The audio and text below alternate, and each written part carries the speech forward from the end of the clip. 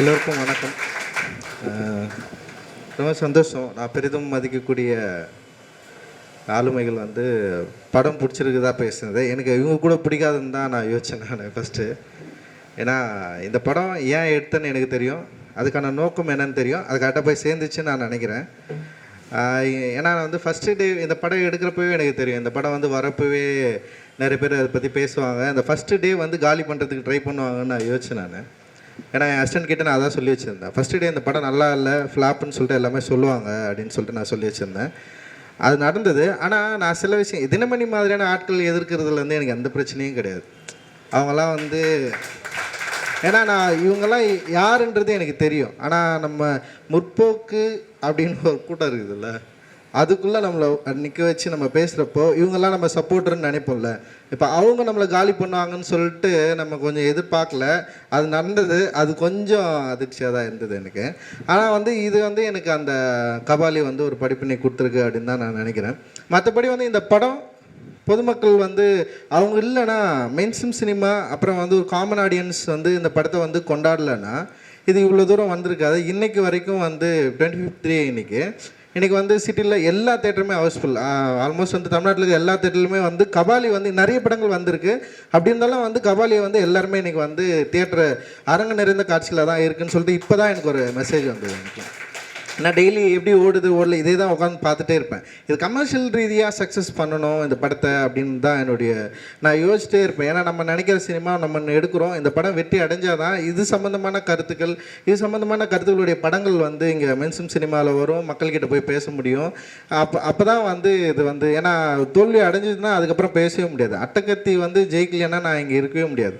அட்டகத்தி வந்து தோல்வி படமாக இருந்ததுன்னா நான் என்னுடைய கருத்துக்கள் எல்லாத்தையும் எதுவுமே ஓர வச்சுட்டு நான் வந்து வேறு ஏதாவது சினிமா பண்ணோம் ஜெயிக்கணும் அப்படின்னு சொல்லிட்டு நான் ட்ரை பண்ணியிருப்பேன். ஆனால் அட்டகத்தி ஜெயிச்சதுனால மட்டும்தான் நான் மெட்ராஸ் எடுத்தேன், மெட்ராஸ் ஜெயிச்சதுனால தான் கபாலி எடுத்தேன், கபாலி ஜெயிச்சதுனால தான் இன்னும் சில படங்கள் வந்து எடுக்க போகிறேன் அப்படின்ற ஒரு நம்பிக்கை வந்து எனக்கு இருக்குது. இது வந்து பொது சமூகம் அப்புறம் பொது மக்கள் இயல்பான அவங்க வந்து என்றைக்குமே ஆதரவு அளிக்கிறாங்க. ஆனால் அவங்க என்ன அந்த ஆதரவு அளிக்கக்கூடிய மனநிலை வந்து வேறு. ஆனால் ஆதரவு அளிக்கக்கூடாது. ஏன்னா வந்து திருவண்ணாமலை பக்கத்தில் ஒரு தேட்டரில் வந்து ஒரு 15 பேர் வெளியே நின்று இந்த படத்துக்கு போகாதீங்கன்னு சொல்லிட்டு பேசினதா, அந்த வெளியே நின்று பிரச்சாரம் பண்ணதாக கூட நான் வந்து கேள்விப்பட்டேன். இந்த தேட்டருக்குள்ளே போகாதீங்க, இந்த படம் நல்லாவே இல்லை, ஏன் போகிறீங்கன்னு சொல்லிட்டு செகண்ட் டே அன்றைக்கி வந்து நடந்தது.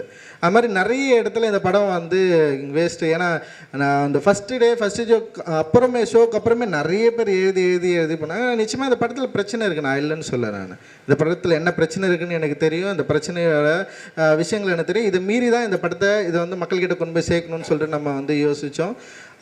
அது வந்து நான் நம்பினது ரஜினி என்ற சூப்பர் ஸ்டார் பிம்பம் வந்து எனக்கு ரொம்ப அவசிய தேவையாக இருந்தது. நான் யார் மூலமாக என்னுடைய வார்த்தையை வந்து என்னுடைய குரலை வந்து நான் பேசணுன்றதை நான் வந்து ரொம்ப கரெக்டாக தான் யோசித்தேன். அது மூலமாக தான் நான் வந்து பேசியிருக்கேன். அந்த குரலுடைய பவர், அந்த குரலுடைய என்ன சொல்கிறது சத்தம், அந்த குரலுடைய வீரியம் வந்து எல்லாருடைய காதையும் கிழிச்சிருக்கு அப்படின்னு நம்புகிறேன். ஏன்னா எல்லாருமே அதை வந்து பார்த்துருக்காங்க, அதை பற்றி பேசியிருக்காங்க. இன்னும் அந்த நிறைய வீட்டுகளில் போயிட்டு அந்த குரல் வந்து பேசுவோம். நிச்சயமாக எல்லாரும் வீட்டுகளில் டிவியில் போயிட்டு பேசுவோம். இதுக்கு அடுத்த லெவலில் அதுதான். முதல்ல வந்து தேட்டருக்கு அப்புறம் டிவி, அதுக்கப்புறம் வந்து பயணங்களில் எல்லா இடத்துலையும் வந்து இதை பற்றின டிஸ்கஷன் உருவாயிருக்கு அப்படின்ற சந்தோஷம் வந்து எனக்கு இந்த படத்தின் மூலமாக கிடச்சிருக்கு. வெறும் வந்து தமிழகத்தில் மட்டும் கிடையாது, தெலுங்கில் வந்து இந்த டிஸ்கஷனை உண்டு பண்ணியிருக்கு, ஹிந்தியில் வந்து பாம்பேயில் வந்து மிகப்பெரிய வெற்றியை பெற்றிருக்கு, கமர்ஷியல் ரீதியாக வணிக ரீதியாகவும் வெற்றி பெற்றிருக்கு. அங்கேயும் வந்து இந்த மாதிரியான டிஸ்கஷனை வந்து உண்டு பண்ணியிருக்கு. அப்புறம் மலேசியாவிலும் சரி, புலம்பெயர் தமிழர்கள் எங்கெல்லாம் இருக்கிறாங்களோ அவங்களும் எல்லா இடத்துலையும் வந்து இதை பற்றி பேசியிருக்காங்க. அப்படின்றப்போ வந்து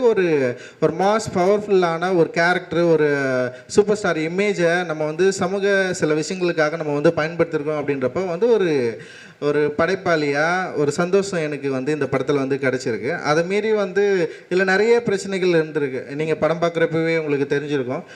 நிறைய பேருடைய நான் விமர்சனங்கள், அதாவது நியாயமான விமர்சனங்களில் நான் வந்து எடுத்துக்கிறேன். இங்கே பேசினப்போ கூட வந்து இந்த மாதிரியான விமர்சனங்கள் வந்து நிச்சயமாக படைப்பை வந்து அதோட தளத்தை நெக்ஸ்ட் லெவலுக்கு கொண்டு வந்து உதவி செய்யும் நான் நினைக்கிறேன்.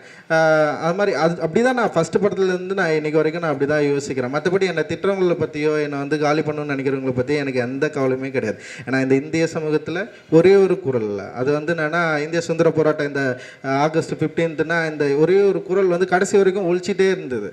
அந்த குரல் வந்து நைட்டு தூங்க கூட இல்லை. நம்முடைய மக்கள் வந்து சுதந்திர இந்தியாவில் இன்னும் வந்து விடுதலை பெறாமல் இருக்கிறாங்கன்னு சொல்லிட்டு அந்த ஒரு குரல் இருக்கிற அந்த பவர் இருக்குல்ல, அந்த பவரில் ஒரு சின்ன ஒரு விஷயமாவது எனக்கு இருக்கணும்னு நான் நினச்சேன். அப்படி தான் வந்து என்னோடய குரல் வந்து கடைசி வரைக்கும் வந்து இதை பற்றி பேசுவோம் அப்படின்னு நான் நினைக்கிறேன். என்னுடைய எல்லா படைப்புகளும் பேசும்னு நினைக்கிறேன். அந்த நம்பிக்கை இந்த வெற்றி எனக்கு கொடுத்துருக்கு.